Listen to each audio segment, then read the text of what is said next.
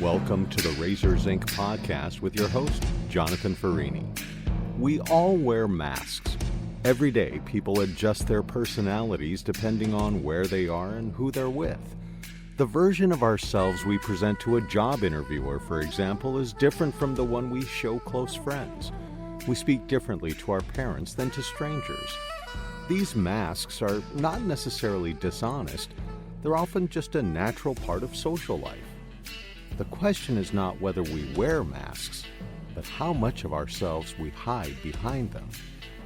So pour yourself a drink, pull up a chair, and hear Jonathan's take on movies, television, and today, when those masks we wear take a darker turn.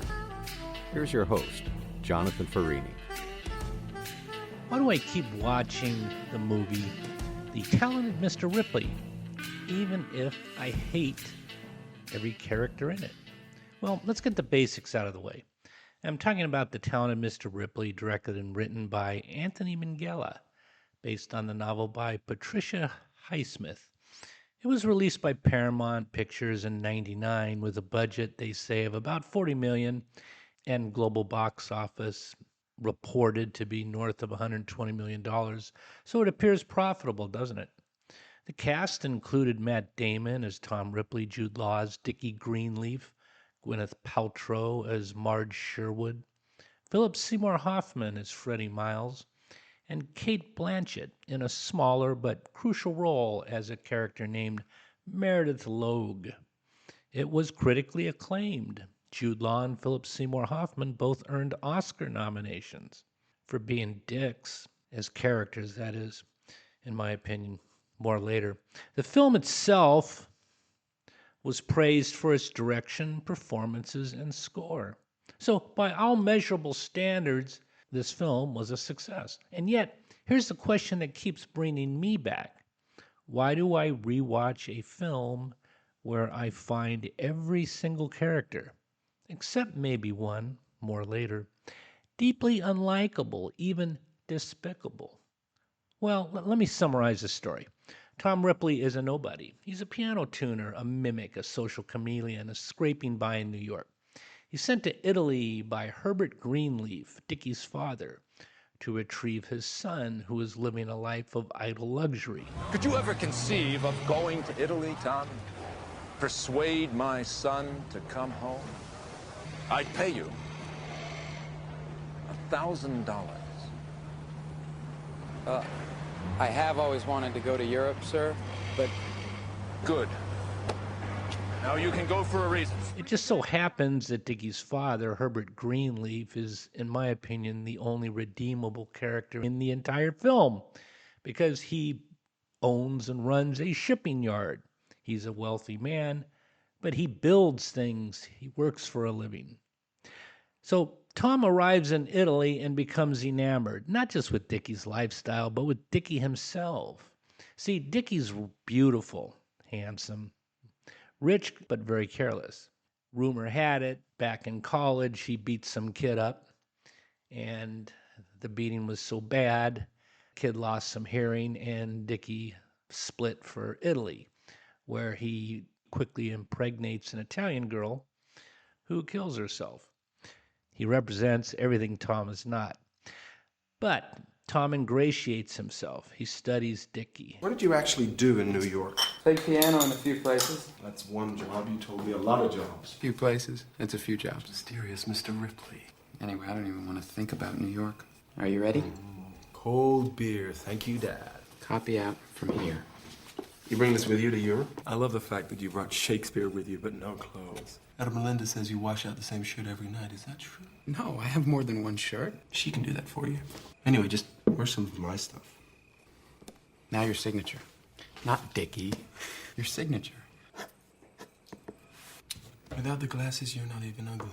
He mirrors him. He wants to be him. Eventually, Dickie tires of Tom. The novelty fades. And the imbalance between their worlds becomes clear, and it's ugly. And that moment of rejection, Dickie lays on Tom. You're lying to Marge, and then you're getting married to her. You're knocking up Sylvana. You're ruining everybody. You want to play the sax. You want to play the drums. Which is it, Dickie? What do you actually play? Who are you? Huh? Some third-class moocher? Who are you? Who are you to say anything to me? Who are you to tell me anything? Actually, I really, really do not want to be on this boat with you. I can't move without you moving. Gives me the creeps. You give me the creeps. Can't move without Dicky, like a little girl all the time. Results in Tom killing him. And to tell you the truth, I didn't give a damn, because this Dickie was so reprehensible. And most of you know, if you've seen the film, what I'm talking about.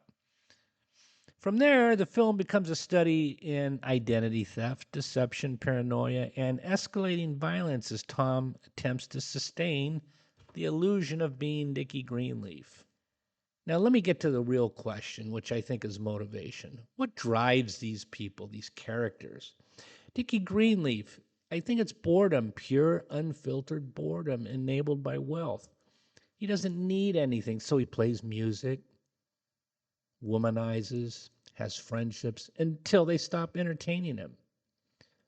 Marge, it's aspiration to marry. She wants meaning, structure, and authorship, but she wants that marriage that was so important to the right man in the 1950s.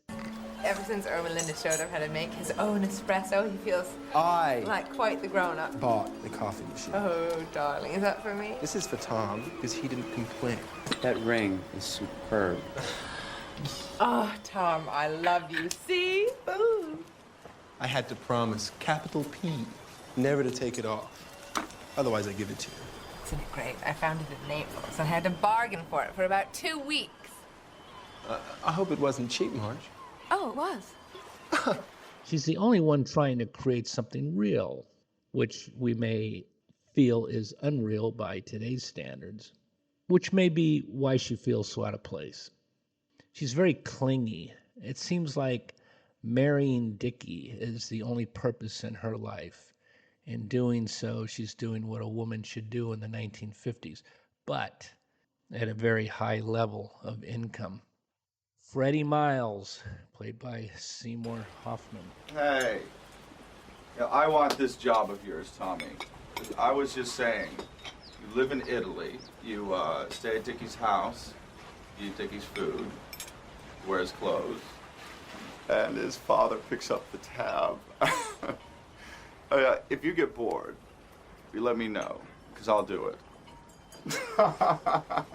I'll do it. You know, cruelty is his sport. He sees through Tom instantly and treats him like an insect. You know, Freddie Miles, there's never any description on who he really is or where he came from. Is he wealthy? If so, why? How? Who's his family? Or is he really another Tom Ripley who just embedded himself as a gatekeeper for Dickie? What a reprehensible character. And then there's Tom Ripley. It's longing, not just for wealth, but for identity, belonging, and intimacy. And in fact, we don't even know that much about Tom Ripley other than the fact that he was tuning pianos. Who is he? Where does he come from? Why is he built the way he is? A lot of questions unanswered about the characters before the movie commences. And as I said before, there's Herbert Greenleaf. He's the one character you don't dislike, but he represents something else entirely, earned wealth, structure, order. He built something. He built something everyone else is living off of. So why are they all so despicable? To me, if you find them likable, take a hard look in the mirror, will you? Because the film is not interested in virtue, it's interested in hollowness, I believe. This is post-war American wealth exported to 1950s Italy, which was a playground for the idle rich. Italy isn't just a setting, it's a fantasy space. There's a lot of sunlight, jazz, coastline, and beauty. It's a place where consequences feel distant. But underneath that beauty is a moral vacancy. These are not people building lives, these characters. They are consuming them. Dickie collects experiences the way others collect objects. Freddie collects people to dominate. Even Marge, arguably the most grounded, is still orbiting Dickie's gravity. And, as a man in 2026, it's painful to watch a woman do that.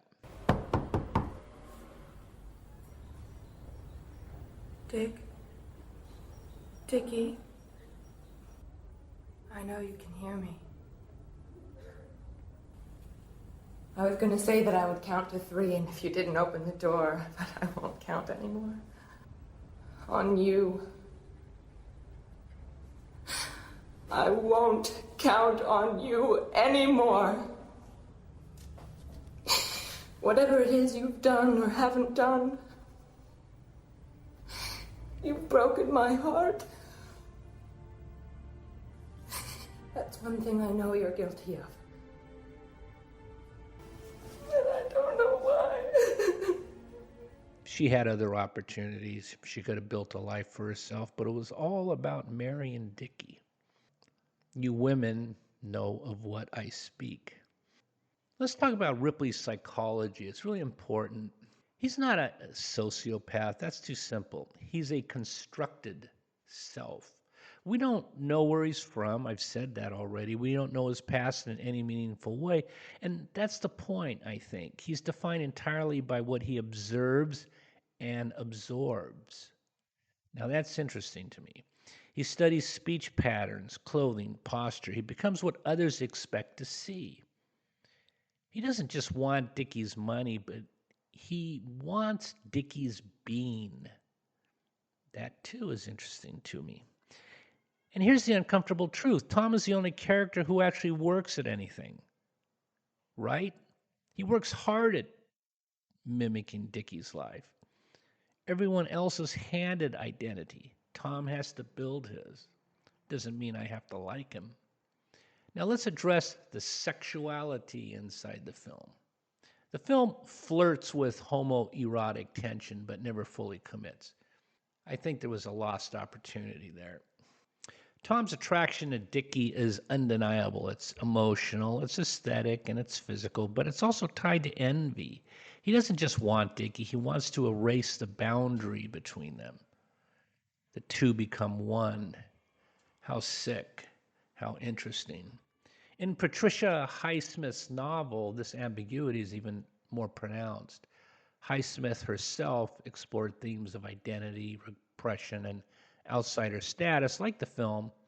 And Tom's sexuality is less about labels and more about instability.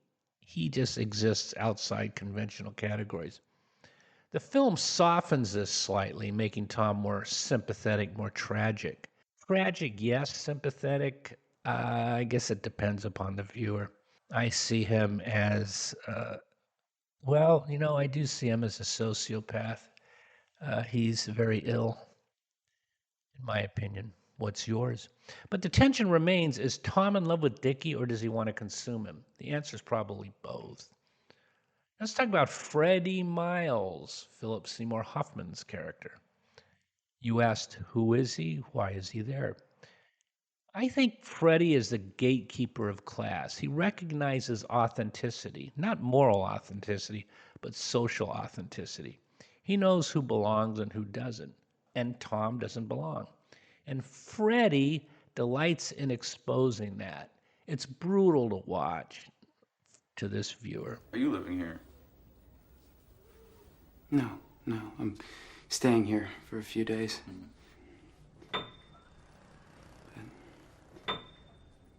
It's a new piano. Probably shouldn't.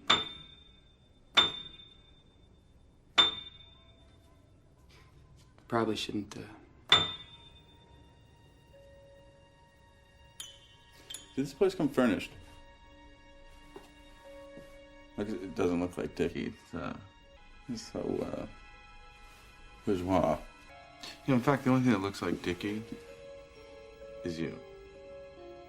Hardly. So, have you done something to your hair? Is there something you'd like to say, Freddie? What? Do you have something you'd like to say? I think I'm saying it. Something's going on. Well, I would suggest you ask Dickie that yourself. Altelo's is on Della Croce, just off the Corso.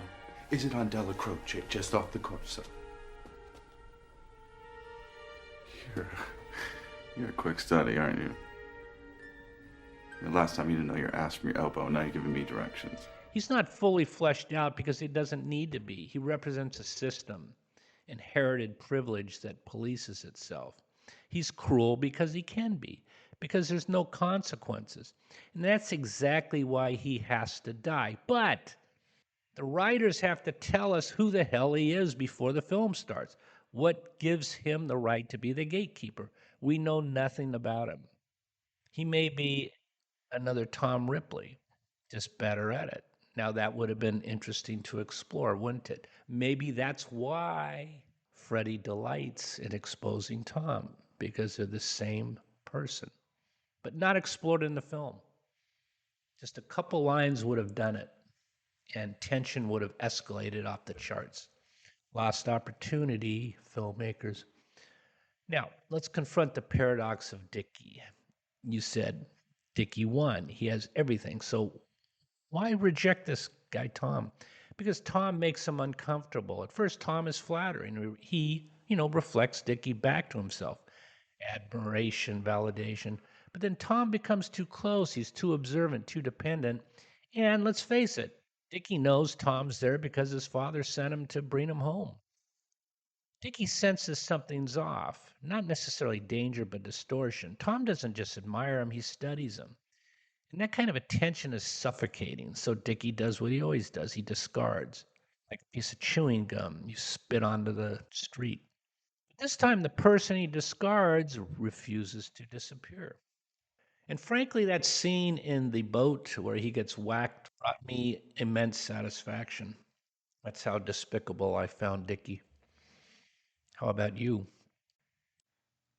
There's a character inside the film that is pivotal, and it's the character Peter Smith Kingsley, who was played by Jack Davenport. Can you imagine if you did kill Freddie, what that must be like? Just to wake up every morning, I mean, how can you? Just wake up and be a person. Drink a coffee.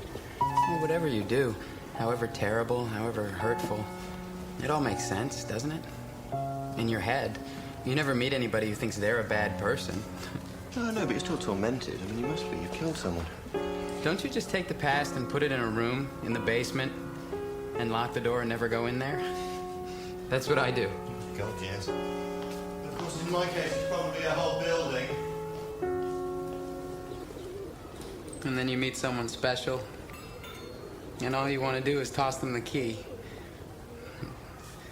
Say, open up, step inside. But you can't. Because it's dark, and there are demons. And if anybody saw how ugly it is. Peter's the only person who accepts Tom because he isn't drawn to status, performance, or wealth. He responds to Tom's vulnerability. Where others, especially Dickie, are all about surfaces and class signals, Peter sees the loneliness underneath Tom. He doesn't require Tom to become someone else to be worthy. He's open to loving him as he is. And that's precisely why Tom destroys him. Because Peter represents emotional truth Tom can't survive. Peter's like a mirror that forces Tom to look at himself. And it's too hard for Tom. Accepting that love would mean abandoning the elaborate identities he's built for himself and risking exposure. So Peter isn't just a mirror, he's a way out. And Tom rejects it because the lie he's living feels safer than the intimacy Peter offers. So in reality, like Mr. Greenstreet, I have no reason to despise Peter. But he is a central character in showing the depth of Tom's psychoses. There's a great bookend for this film, and it's The Great Gatsby starring Robert Redford, released in 1974, because Jay Gatsby's arc closely parallels Tom Ripley's. Gatsby reinvents himself to infiltrate a world of inherited wealth and refinement, just as Tom mimics Dickie's life to belong. Both are driven by longing. It's romantic in Gatsby's case, existential in Tom's, but each is ultimately undone by the illusion that identity can be manufactured and accepted without consequence. Now let's compare the book versus the film. In the novel, Tom is colder. He's more calculating, less sympathetic. He kills with less hesitation. He feels less guilt. Comes across in the movie, too. The film, under Anthony Minghella, adds emotional texture. It gives Tom longing, vulnerability, even heartbreak. Yeah, that comes across in the film. This is a key difference, however. The book presents a sociopath navigating the world. The film presents a lonely man who becomes a monster because he cannot exist as himself. I'm going to take umbrage and say the film actually mirrors the book, portraying a sociopath. So, Jonathan, why do you hate everybody in this film? Because the film is designed to deny you moral comfort. There's no anchor character, no one to root for. Even Tom, who becomes the central figure, is not redeemable. And yet, you keep watching. But why? Well, here's why. Because beneath the surface, this is not a story about despicable people. I think it's a story about desire. Desire to belong, desire to be seen, desire to escape oneself. And more specifically, it's about class envy. Not in the obvious sense of wanting money, but in the deeper sense of wanting ease, that ease of life, floating through life that the wealthy possess. Dickie doesn't struggle. Freddie doesn't question. They exist effortlessly. But Tom struggles with every interaction. Every gesture is calculated. And that tension between effort and ease is hypnotic. So there's a reason why I might return to the film over and over again. So why Italy in the 50s? Well, I touched upon it earlier, but it is a protagonist. You can't deny it. Because it represents a moment of American expansion culturally and economically. You see, Italy became a canvas for projection, beauty without responsibility. The film quietly critiques this. These Americans are not engaging with Italy, they're consuming it. The jazz, the art, the architecture, it's all aesthetic, it's not experiential. Tom, ironically, is the only one who actually listens, observes, and absorbs Italy, which makes him both the most artificial and yet the most authentic character in the film, at least with respect to his surroundings. So I'm going to try to answer the central question I raised in this podcast. Why do I return to a film where I hate every character? Because the film's not asking me to like these people. It's asking me to recognize something in them. Not their behavior, but their emptiness. Hear me? Their emptiness. And maybe uncomfortably, their desire. Tom Ripley's extreme, but the impulse to reinvent, to belong, to escape inadequacy, that's universal. The difference is Tom acts on it. This is the magnet. This is the core of the character that draws me back again and again. Final thought. I admire Herbert Greenleaf because he represents structure, achievement, something real, while everyone else is drifting. But Tom builds something. It's monstrous, it's fragile, it's doomed, but it's constructed. And that's why you can't look away. Because beneath the disgust, there's a question. If you had nothing, no identity, no place, how far would you go to become someone? And that's why I think I keep watching, and maybe others too. Not despite hating everyone, but because the film forces you, me, to confront what's left when there's no one to admire. Until I see you next time, please leave behind a soft footprint, and class is dismissed. And in the end, what defines us is not the masks we wear, but are we able to remove them and still recognize the face looking back? You've been listening to the Razors Inc. podcast with Jonathan Farini. Be sure to check out Jonathan's collection of fiction at jonathanfarini.com. Also, look for Jonathan's latest short story, The Son Who Came Home Last, a story that spans generations as well as continents. The Son Who Came Home Last is the featured fiction story in this month's issue of Borderless. Look for it at borderlessjournal.com or at jonathanfarini.com. You can also drop an email anytime to razorsincpodcast@gmail.com.